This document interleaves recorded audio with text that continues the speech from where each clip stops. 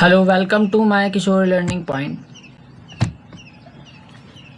आज हम जो चैप्टर करेंगे वो चैप्टर करेंगे पांचवा इसमें सातवां है, क्योंकि ये पहले सिलेबस का है। पुराना जो सिलेबस है उसका ही है। वैसे यहाँ पे सातवां दिखा रहा है। अब एनसीईआरटी में जो चैप्टर डिलीट हो चुके हैं उसके अकॉर्डिंग वो ये 5th चैप्टर है। तो बेसिकली हम इस चैप्टर के बारे में पढ़ते हैं।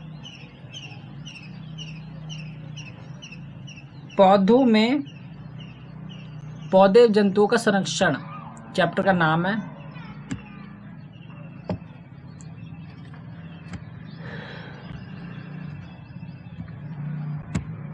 यहाँ से मिलता है। हमने देखा कि कक्षा 7th में बूजो ए पहली ने ऑफिसर अहमद जो कि टीपू के साथ एक वन भ्रमण किया था। जब आपने वह सहपाठियों के साथ अपने अनुभव बांटने के लिए बहुत उत्सुक थे। कक्षा के दूसरे सहपाठी भी अपने अपने अनुभव बांटने के लिए अत्यंत उत्साहित थे, क्योंकि उनमें से कुछ बेहतरपूर्ण अभ्यास भ्रमण करने गए थे। कुछ के काजीरंगा राष्ट्रीय उद्यान, लोचनायक वन्य जंतु अभयारण्य तथा गेट निकोबार बायोस्फीयर और रिजर्व हृदय निकोबार और जैव मंडल संरक्षित क्षेत्र, बाघ संरक्षित क्षेत्र इत्यादि के बारे में सुना था। वनोन्मूलन एवं उनके कारण इस हमारी पृथ्वी पर नाना प्रकार के पौधे एवं जंतु पाए जाते हैं। यह मानव जाति के अस्तित्व और भली भांति रहने के लिए आवश्यक होते हैं। आज इन जनजीवों में के अस्तित्व के लिए वनोन्मूलन एक बहुत बड़ा खतरा बन गया है। हम जानते हैं कि वनोन्मूलन का अर्थ क्या है। वनों को समाप्त करने पर प्राप्त भूमि का अन्य उपयोग करना ही वनोन्मूलन कहलाता है। ये इस कॉपी में नोट भी कर लो। कॉपी संग संग आप लेके चलना, हर एक चीज़ नोट करते हुए चलना। वन में वृक्षों की कटाई निम्न उद्देश्यों में की जाती है, जैसे कि कृषि के लिए भूमि प्राप्त करना, घरों एवं कारखानों का निर्माण करना, फर्नीचर बनाने के लिए भी तथा लकड़ी के ईंधन के रूप में भी इसको उपयोग करना।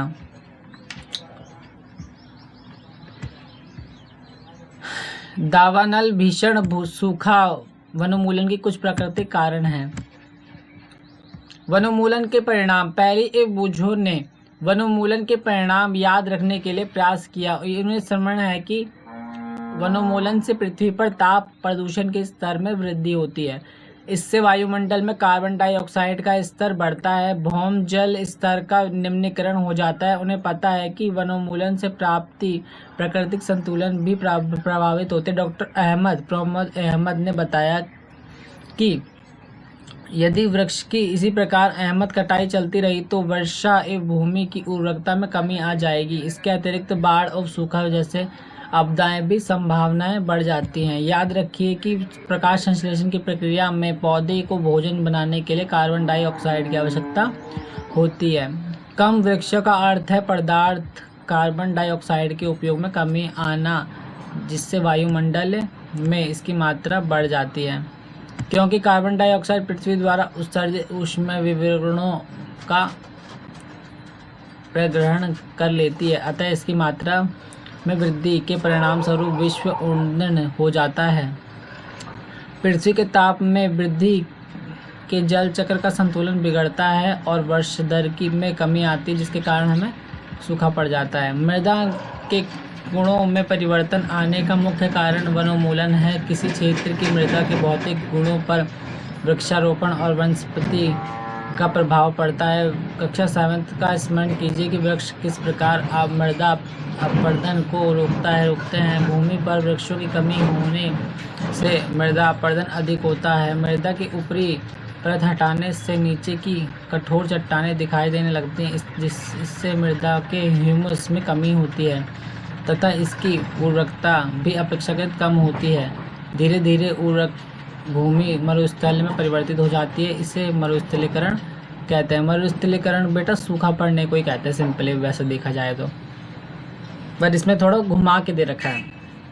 वनोन्मूलन से मृदा की जल धारणा क्षमता तथा भूमि की ऊपरी सतह से जल के नीचे की ओर संवित पर भी विपरीत प्रभाव पड़ता है, जिसके परिणाम स्वरूप बाढ़ आती है। मृदा के अन्य गुण जैसे पोषक तत्व, गठन इत्यादि की भी वनोन्मूलन के कारण प्रभावित होते हैं। कक्षा 7 में हमने पढ़ा है कि वनोन्मूलन से हम अनेक उत्पादन प्राप्त होते हैं। इन उत्पादों की सूची बनाएं। हम यह वृक्षों की निरंतर कटाई करते रहें तो क्या हम इन्हें उत्पादन में कमी का सामना करना पड़ेगा। वन्य और अन्य प्राणियों के संरक्षण। वनोन्मूलन के प्रभाव जानने के पश्चात पहले ये बूझे चिंतित थे कि वह प्रमोद अहमद के पास गए तथा उन्होंने पूछा कि वन एवं वन्य प्राणी को किस प्रकार बचाया जा सकता है। प्रमोद अहमद ने पहली और बूझो और उनके सहपाठियों के लिए जैव मंडल संरक्षण क्षेत्र के भ्रमण का आयोजन किया। इसके लिए उन्होंने पंचमढ़ी जैव मंडलीय संरक्षण नामक क्षेत्र को चुना। वह जानते थे कि इस क्षेत्र के पौधे एवं जंतु ऊपरी हिमालय की श्रृंखलाओं एवं नीचे पश्चिमी घाट के समान हैं। प्रमोद अहमद का विश्वास है कि इस क्षेत्र की विविध अनूठी उन्होंने वन कर्मचारी श्री माधव जी ने जैवमंडलीय संरक्षण क्षेत्र में बच्चों को मार्गदर्शन करने का अनुरोध किया। उन्होंने बताया कि जैवमंडलीय महत्वपूर्ण के क्षेत्रों के संरक्षण हमारी राष्ट्रीय परंपरा का एक भाग है।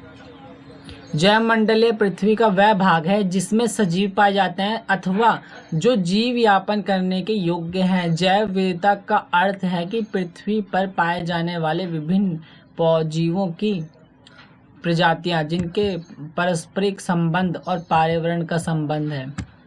माधव जी ने बच्चों को समझाया कि हमारे व्यक्तिगत प्रयासों एवं समाज के प्रयास के अतिरिक्त सरकारी एजेंसियां भी वनों एवं अन्य जीवों की सुरक्षा हेतु कार्यरत। सरकार उनकी सुरक्षा और संरक्षण हेतु नियम, विविध और नीतियां बनाती हैं। वन्य जंतु अभयारण्य, राष्ट्रीय उद्यान, जैवमंडल संरक्षित क्षेत्र अपर्याप्त पौधों एवं जंतुओं के लिए संरक्षित और सुरक्षित है। जैवमंडल किसे कहते हैं? आरक्षण। प्रमोद अहमद एवं माधव दास के बच्चे ने जैवमंडल आरक्षित क्षेत्र का मतलब रिजर्व, मतलब वो पहले से ही बनाया गया हो, उसे कहते हैं। माधव जी ने समझाया कि जैव विविधता के संरक्षण एवं उद्देश्य में जैवमंडल आरक्षित क्षेत्र बनाए गए हैं। जैसा कि आप जानते हैं कि जैव विविधता का अर्थ है किसी क्षेत्र, यहाँ से आप नोट कर सकते हो, किसी क्षेत्र विशेष में पाए जाने वाले सभी पौधे, जंतुओं और सूक्ष्म जीव की विभिन्न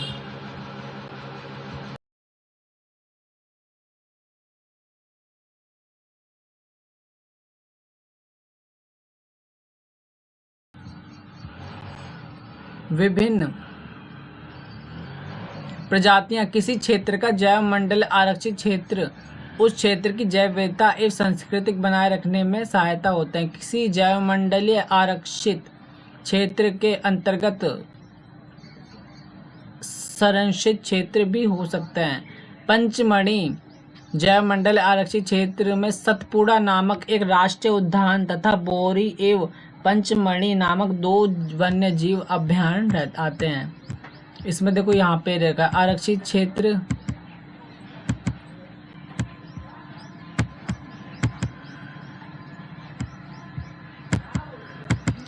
आरक्षित क्षेत्र है,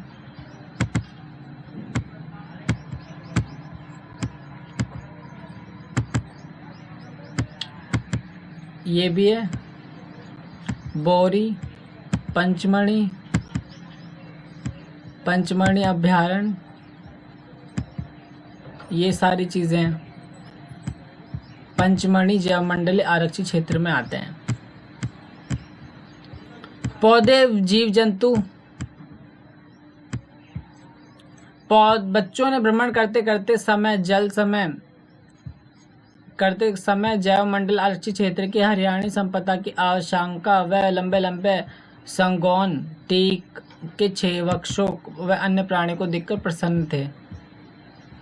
पहली ने अचानक एक खरगोश को देखा, उसे पकड़ने का प्रयास किया। वह उसके पीछे दौड़ने लगी। प्रमोद अहमद ने रोका। उन्होंने समझाया कि जंतु उनके प्रयास में प्रसन्न रहते हैं, हमें उनको परेशान नहीं करना चाहिए। माधव जी ने समझाया कि कुछ जंतु एवं पौधों एक क्षेत्र विशेष में पाए जाते हैं। किसी विशेष क्षेत्र में पाए जाने वाले पौधे, पेड़ पौधे वनस्पति जात एवं प्राणी जात, जीव जंतु प्राणी जात कहलाते हैं। जैसे यहाँ पे दे रखा है, देखो, जंगली कुत्ता, चीता, इसे वैसे हिरन बोलते हैं, चीलता इसे क्या कहा रखा है, देखो ये रहा।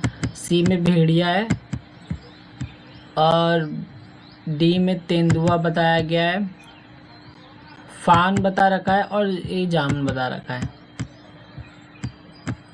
आज के लिए इतना ही। हम नेक्स्ट पार्ट में पढ़ेंगे कि विशेष क्षेत्र प्रजाति किसे कहते हैं, वन्य प्राणी अभयारण्य, राष्ट्रीय उद्यान क्या है,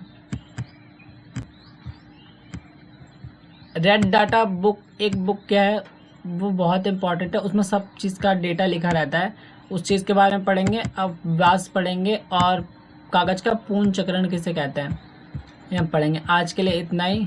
अगर कोई भी डाउट हो तो आप कमेंट में बताएं, और आप जो भी चीज़ मैं आपको पढ़ाया हूँ उस चीज़ को आप प्रॉपर एक नोटबुक आप रखिए, उस चीज़ में आप हर एक चीज़ नोट कीजिए ताकि आपको कोई दिक्कत ना हो। क्योंकि बेटा नोट्स आप बनाओगे तो उस नोट्स जो इतनी सारी बुक्स होती हैं उस बुक्स का निचोड़ है 2-3 पेज के जो नोट्स आए हैं आपके। अब एक चैप्टर में आप सारे चैप्टर्स तो नहीं पढ़ोगे, अगर एग्ज़ाम के टाइम में करोगे तो ये आप जो इम्पोर्टेंट है सिर्फ आप उस चीज़ को कंज्यूम करोगे।